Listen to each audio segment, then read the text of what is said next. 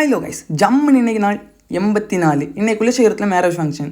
Morning சீக்கிரமாகவே பையன் வீட்டுக்கு அட்டண்டன்ஸை போட்டாச்சு. பையன் ரெடியாக தாமதமானதால் பக்கத்தில் ஹோட்டலில் பிரேக்ஃபாஸ்ட்டும் சாப்பிட்டு முடிச்சிட்டோம். சாப்பாட்டில் கரெக்டாக இருக்கணும். அங்கேருந்து பொண்ணு வீட்டுக்கும் ஜூட்டு விட்டாச்சு. பொண்ணு வீட்டுக்கு என்ட்ரி ஆனதும் ஏதோ அமேசான் ஃபாரஸ்ட் முன்னாடி போன மாதிரி ஒரு ஃபீல். மேனோ சைடில் ஒரு வைப் வரும்ல.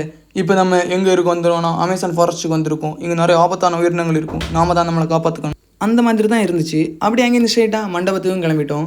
மண்டபம் இல்லை, இது பெரிய மாளிகை அந்த மாதிரி தான் இருந்துச்சு. ரொம்ப பெருசாக இருந்துச்சு. ஆக்சுவலாக இந்த மண்டபத்துக்கு நான் இதோட 2வது வாட்டி வர்றேன்.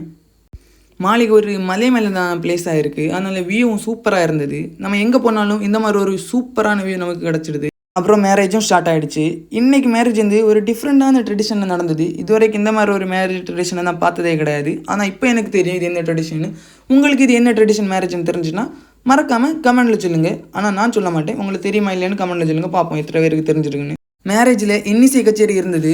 நானும் ஃபஸ்ட்டு சித்ராதேவி பிரியாவின் இசைமலையில் தானே தயாரா அந்த மாதிரி தான் ஸ்டார்ட் பண்ணாங்கன்னு நினச்சேன். ஆனால் உண்மையிலே நல்லாவே இருந்துச்சு.